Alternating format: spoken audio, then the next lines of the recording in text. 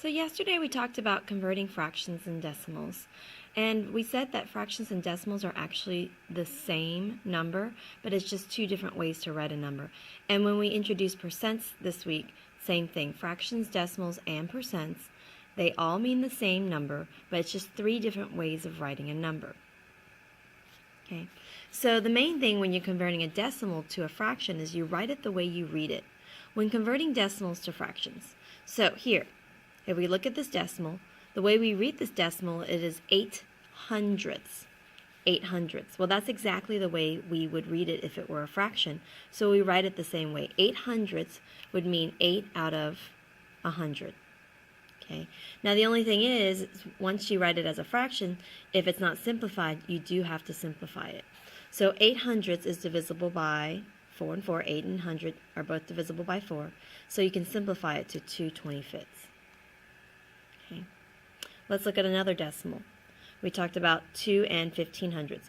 When it is a decimal with a hole in it, then your fraction is actually going to be a mixed number because there's a hole and then there's a part of a hole. So this is 2 and 15/100ths, and you write it the way you read it. Two holes, right? 2 and 15/100ths. Now 15/100ths is not simplified. You can divide it by 5, both the numbers by 5. And then it simplifies to 2 and 3/20ths. Please don't forget the two holes. Bring that over. So it's 2 and 3/20ths. When we are changing fractions to decimals, the main thing you need to remember is to get the denominator to equal 10, 100, or 1,000. That's the first goal. Try to get the denominator to equal 10, 100, or 1,000, because remember, decimals are in tenths, hundredths, or thousands. So let's look at 3/8. Now, when you look at eighths, nothing times 8 gets you 10, nothing times 8 gets you 100, but 8 times 125 gets you to 1,000. That is something you're going to have to memorize with the eighths.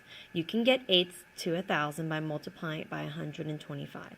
So we multiply both the top and the bottom by 125.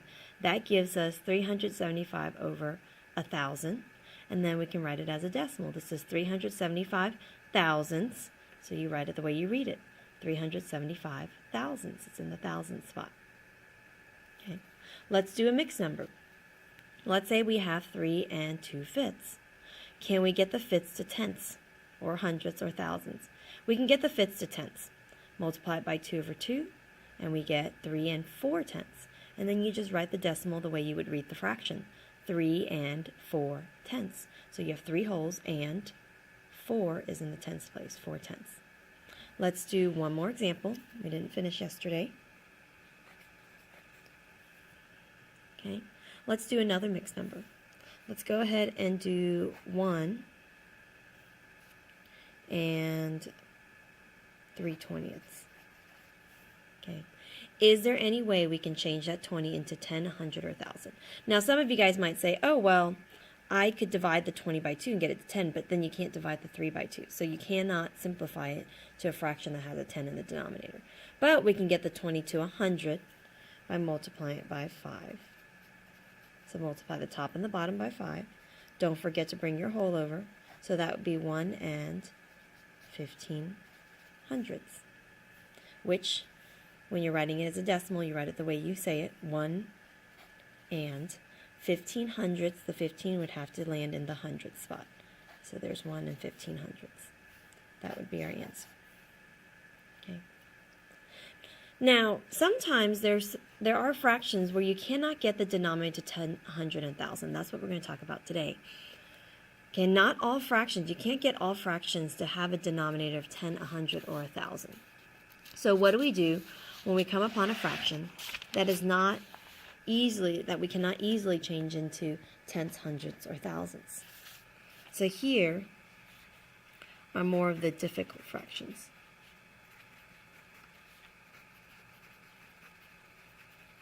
So how do we change difficult fractions into decimals? Okay. So if you cannot change your denominator into tenths, hundredths, or thousands, if you cannot get your fraction to be out of tenths, hundredths, or thousands, then you're just going to have to use long division.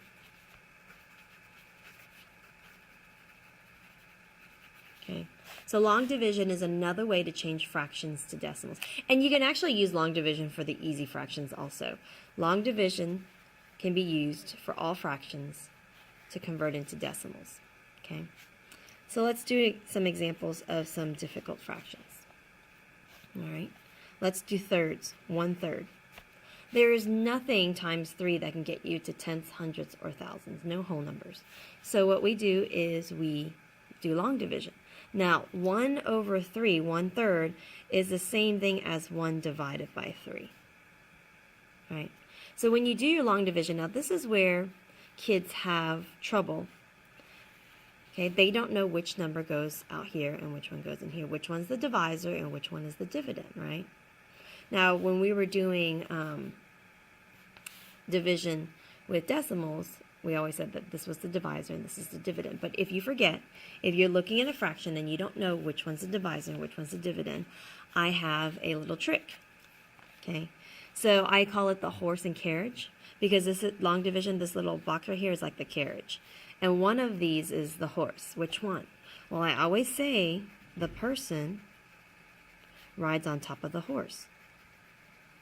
So the bottom number is the horse. The person rides on top of the horse. So when it's time to go to the carriage, the person sits inside and the horse pulls the carriage.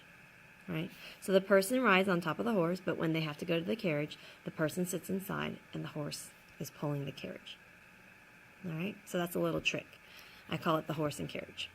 So now that we figured out which one's the person and which one's the horse, we divide. 3 goes into 1 0 times. It does not go into 1, right? But that doesn't mean we stop. We put our decimal there. We're not going to do remainder 1, right? We put our decimal. And remember, behind the 1, you can put as many zeros behind that decimal, and it doesn't change the value. That's still 1, but we can keep dividing. 3 goes into 10. How many times? 3 times. 3 times 3 is 9. Subtract 1. Bring down a 0. 3 goes into 10 3 times. 3 times 3 is 9. Subtract. What do you notice? We're going to be doing this forever if we continue dividing, right? Because it's always going to be 10. 3 goes into 10 3 times. So instead of sitting here and writing out 3 for forever, we use the bar to tell us that, to let us know that that 3 goes on forever. Okay? So if the 3 continues, it's repeating, and so that's the bar for repeating. That's the bar notation. So 1/3 equals 0.3 repeating. All right? Let's try 2/3, and you'll notice a pattern. For 2/3, again, this is the person, right? Person rides on top of the horse. So when you're doing your long division, because there's no way 3 can be changed into tenths, hundredths, or thousands. Oops, sorry about that. So we do our carriage, and the person sits inside the carriage, and the horse is pulling the carriage. 3 goes into 2 0 times. Right? Put your decimal there, put some extra zeros. 3 goes into 20 6 times. 3 times 6 is 18, subtract 2. And what do you notice again?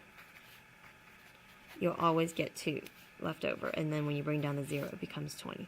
So 2/3 equals 0.6 repeating, right? The 6 continues forever, so we put a little bar over the 6. Okay. Some other fractions that repeat. Now let's do a mixed number. Let's say we have 4 and 1/9.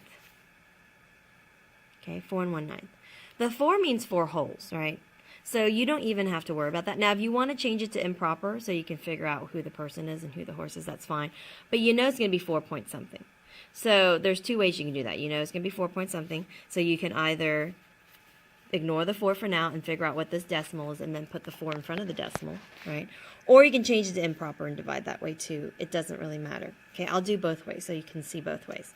So remember, this is the person, this is the horse. Person sits inside. The horse pulls the carriage. 9 goes into 1 0 times. 9 goes into 10 once.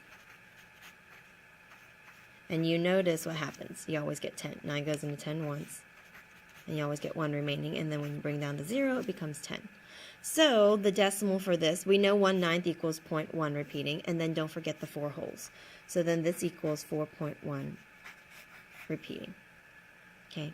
The other way I was talking about is you could change 4 and 1/9 into an improper fraction. That would be 37 over 9. And then do the long division. This is the horse and this is the person. In this case, the person is bigger than the horse.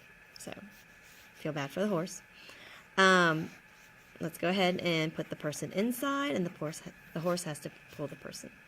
9 goes into 37 4 times. That's 36. You get 1 left over. And you can keep dividing. Put the decimal in. Put some extra zeros. Bring down the 1.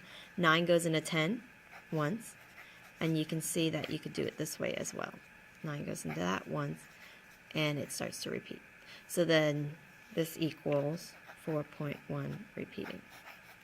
So you can do it either way. You can ignore the 4 and just do the 1/9 and then put the 4 in front, or change it to improper and then your 4 is already in your answer. Whichever way you want to do it. Now, there is something special about the ninths. 1/9 equaled 0.1 repeating, right? Let's try 2/9. What do you think 2/9 would equal? Okay. If we had 2/9, remember 9 is the horse, 2 is the person, so when we do our long division, 2 sits inside, 9's pulling the carriage. 9 goes into 2 0 times. 9 goes into 20 twice. Bring down another 0. 9 goes into 20 twice. And you notice it repeats. So 2/9 equals 0.2 repeating. 3/9, well, 3/9 is not simplified. 3/9 equals 1/3. And we already did 1/3 earlier. 1/3 equals 0.3 repeating, right? Do you notice a pattern with the ninths? What do you think 4/9 is going to equal? Okay. If you said 0.4 repeating, you are correct, and I'll prove it to you. So 4 is the person, 9 is the horse. 9 goes into 4 0 times. That's okay. Put some extra zeros. Keep dividing. 9 goes into 40 4 times. 36. Subtract 4 again. 9 goes into 40 4 times. 4 times 9 is 36. 4 again. So you notice that it equals 0.4 repeating. So then 5/9 equals 0.5 repeating. 6/9, which equals 2/3, is 0.6 repeating. 7/9 is 0.7 repeating. So that's just a trick with the 9. So if you memorize that, 9s are pretty easy. Okay? And so that is what we do when you cannot get the denominator into tenths, hundredths, or thousands. You have to do long division. And most of the time, it will start repeating.